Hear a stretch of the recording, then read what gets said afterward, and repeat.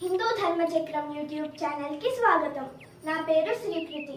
లోకాభిరాముని వంశం ఎంత గొప్పదో చూడండి. రాముడు ఒక ఉత్తమ కొడుకుగా, ఉత్తమ ప్రజాసేవకుడైన రాజుగా, ఉత్తమ మిత్రునిగా, ఉత్తమ భర్తగా, ఉత్తమ సోదరునిగా, ఉత్తమ శిష్యునిగా, ఈ విధంగా అనేకమైన సుగుణాలు కలిగిన రాముడికి అన్ని ఉత్తమ లక్షణాలు రావడానికి వారి వంశజులను, పూర్వీకులను గమనిస్తే అర్థమవుతుంది. శ్రీరాముని వంశ పరంపర విన్నా, చదివినా పుణ్యఫలం దక్కుతుంది.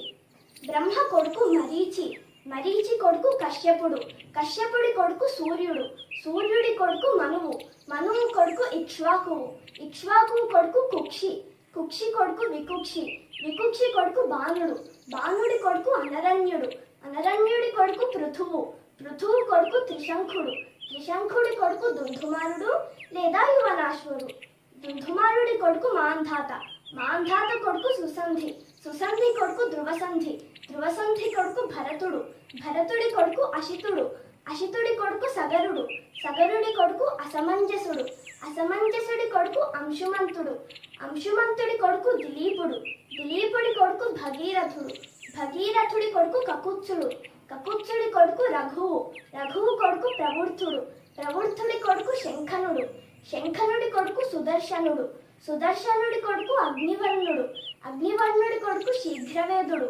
శీఘ్రవేదుడి కొడుకు మరువు, మరువు కొడుకు ప్రశిష్యకుడు, ప్రశిష్యకుడి కొడుకు అంబరీషుడు, అంబరీషుడి కొడుకు నహుషుడు, నహుషుడి కొడుకు యయాతి, యయాతి కొడుకు నాభాగుడు, నాభాగుడి కొడుకు అజుడు, అజుడి కొడుకు దశరథుడు, దశరథుడి కొడుకులు రామ లక్ష్మణ భరత శత్రుఘ్నులు.